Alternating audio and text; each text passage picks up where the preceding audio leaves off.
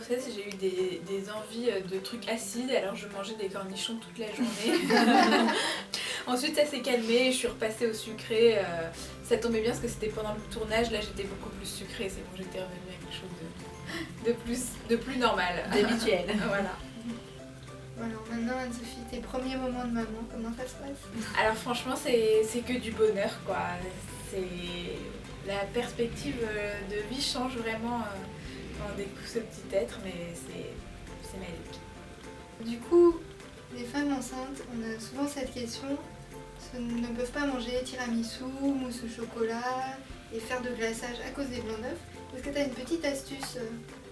Alors pour la mousse au chocolat, bon, on oublie la mousse au chocolat classique puisque les blancs d'œufs ne sont pas cuits, du coup on peut monter une crème fouettée et faire une mousse au chocolat sans œufs, donc avec juste de la crème fouettée et du chocolat fondu.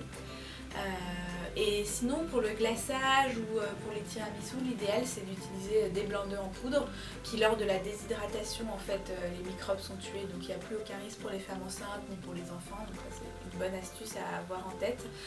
Et puis on les réhydrate avec un peu d'eau et on les utilise comme des blancs d'œufs normaux.